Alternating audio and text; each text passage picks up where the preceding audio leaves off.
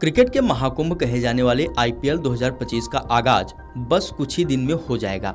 IPL 2025 की शुरुआत 22 मार्च से हो जाएगी। पहला मुकाबला defending champion Kolkata night Riders और रॉयल चैलेंजर्स बेंगलुरु के बीच खेला जाएगा। इस साल 10 टीमों के बीच 13 स्थानों पर 65 दिनों में कुल 74 मैच खेले जाएंगे, जिसमें 70 लीग राउंड और 4 प्लेऑफ के मुकाबले होंगे। फाइनल समेत प्लेऑफ के सभी मुकाबले 20 से 25 मई तक हैदराबाद और कोलकाता में खेले जाएंगे। इसके अलावा 20 मई 2025 और 21 मई को क्वालिफायर 1 और एलिमिनेटर की हैदराबाद मेजबानी करेगा। इसके बाद 23 मई 2025 को क्वालिफायर 2 की और 25 मई को फाइनल की मेजबानी कोलकाता करेगा। आईपीएल 2025 में कुल 12 डबल हेडर्स हैं। डबल हेडर्स वाले दिन पहला मैच दोपहर 3:30 बजे से और दूसरा मैच शाम 7:30 बजे से खेला जाएगा। ऐसे में आईपीएल शुरू होने से पहले हम आपको सभी टीमों के स्क्वाड, संभावित प्लेइंग 11, इम्पैक्ट प्लेयर को जोड़कर 12 जो होंगे और उस टीम के पूरे शेड्यूल के बारे में बताएंगे।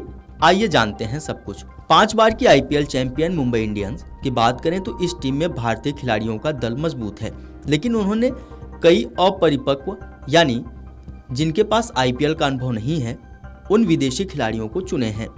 ट्रेंट बोल्ट और मिचेल सेंटनर के अलावा 6 खिलाड़ी ऐसे हैं जो या तो चोट से ग्रसित रहे हैं या फिर वो आईपीएल में नियमित तौर पर खेलने वाले खिलाड़ी नहीं हैं। इंग्लैंड के ऑलराउंडर विल जैक्स और तेज गेंदबाज रीस टॉपली लीग में काफ़ी अनुभवहीन हैं, जबकि न्यूजीलैंड के बेवन जॉन जैकब्स और दक्षिण अफ्रीका के रेयान रिकेल्टन पहली बार आईपीएल खेलेंगे। दक्षिण अफ्रीका के तेज गेंदबाज लिजार्ड विलियम्स और अफगानिस्तान के स्पिनर अल्लाह गजानफर के चोटिल होने पर बाहर होने की वजह से टीम को पहले ही 2 झटके लग चुके हैं। इनकी जगह मुजीबुर रहमान और कॉर्बिन बाश को शामिल किया गया है। चेन्नई सुपर किंग्स की बात करें तो सीएसके ने आर अश्विन को 10 सीजन बाद वापस खरीदा है। आर अश्विन ने आखिरी बार 2015 में उनके लिए खेला था और अब वो रविंद्र जडेजा के साथ मिलकर स्पिन की कमान संभालेंगे। उन्होंने नूर अहमद को जोड़कर अपने स्पिन आक्रमण को और मजबूत किया है। इसके अलावा उन्होंने ऑलराउंडर और तेज गेंदबाजों की खरीदारी की। उन्होंने राहुल त्रिपाठी, विजय शंकर, कमलेश नागरकोटी, दीपक हुड्डा और श्रेयस गोपाल जैसे खिलाड़ियों को खरीदा है, जिनके आईपीएल करियर में खुद को साबित करने की जरूरत है।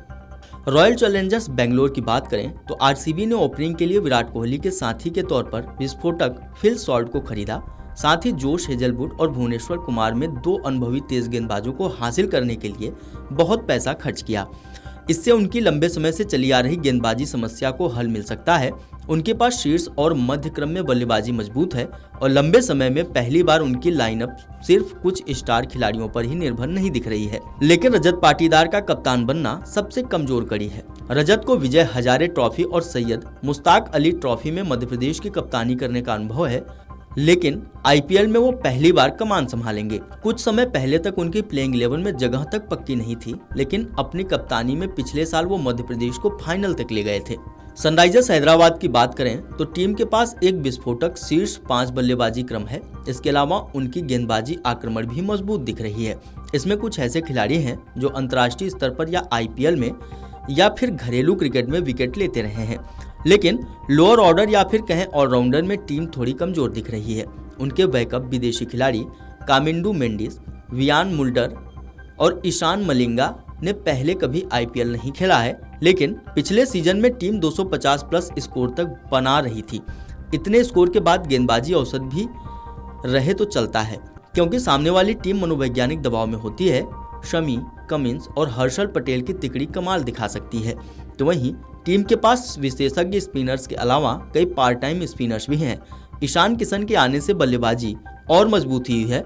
यह टीम इस सीजन में 400 का आंकड़ा भी छू ले तो हैरानी नहीं होगी।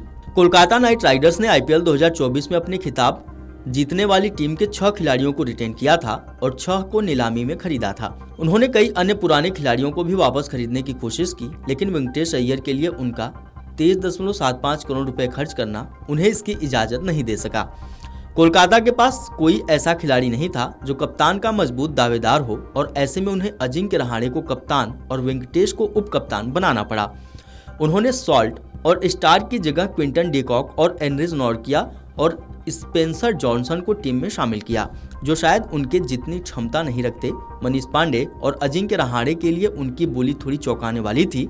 ऐसा इसलिए क्योंकि पिछले सीजन केकेआर ने विस्फोटक क्रिकेट खेली थी, लेकिन बल्लेबाजी में 2 पुराने बल्लेबाज सटीक नहीं दिख रहे।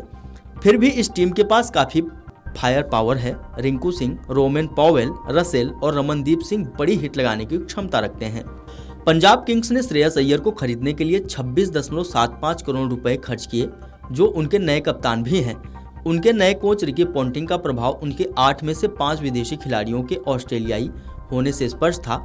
इस साल टीम पूरी तरह से नई दिखेगी। पुराने खिलाड़ियों में केवल अर्शदीप सिंह, प्रभ सिमरन सिंह, शशांक सिंह और हरप्रीत बरार ही खेलते दिख सकते हैं।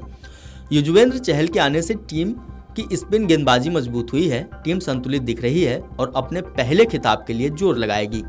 लखनऊ सुपर जायंट्स ने ऋषभ पंत को आईपीएल नीलामी में 27 करोड़ रुपए में खरीदकर आईपीएल इतिहास का सबसे महंगा खिलाड़ी बनाकर इतिहास रच दिया और उन्हें अपना कप्तान भी बनाया।